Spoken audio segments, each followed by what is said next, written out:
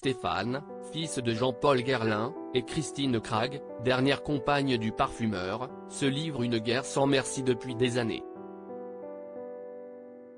L'héritier vient d'ailleurs de remporter une bataille.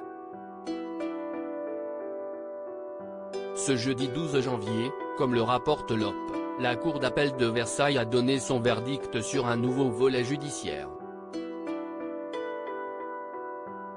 Stéphane accusait Christine Krag de violence volontaire sur personne vulnérable. Selon lui, sa belle-mère depuis plus de 18 ans, maltraitait son père, grabataire et atteint de la maladie d'Alzheimer.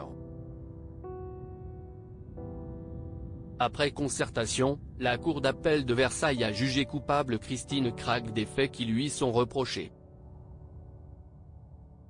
Pour ces violences et le harcèlement dont elle aurait aussi fait preuve aussi envers un membre du personnel de maison, la Danoise de 64 ans a écopé d'une peine de 4 mois de prison avec sursis et de 2 amendes en guise de dommages et intérêts, une première de 3 000 € pour Stéphane Guerlain, une seconde de 2 000 € pour l'employé de maison. Des faits pour lesquels elle avait pourtant été relaxée en septembre 2021.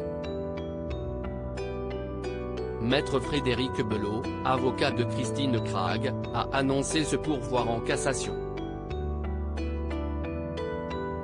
Un mariage à l'origine de la guerre CIST en 2007, à l'annonce d'un potentiel mariage avec Jean-Paul Guerlain, que Christine Krag et Stéphane Guerlain ont commencé à se déchirer. Décelant chez sa belle-mère le profil d'une profiteuse, l'héritier du grand parfumeur a tout fait pour éviter cette union. Après la curatelle en 2013, Stéphane Guerlain obtient la tutelle de son père 5 ans plus tard. En novembre 2021, Christine Krag, après plusieurs mains courantes déposées, porte plainte à son tour contre Stéphane Guerlain, qu'elle accuse de tentative de meurtre à son égard. « J'ai fait l'objet d'une tentative de meurtre. CIST très dangereux pour moi en ce moment. Je suis à la gendarmerie une fois par semaine pour déposer des mains courantes, il m'a même enfermé dans la cuisine dernièrement, il se passe des choses très bizarres » racontait-elle à l'OP, affirmant que Stéphane était un psychopathe ne subvenant plus aux besoins de son père.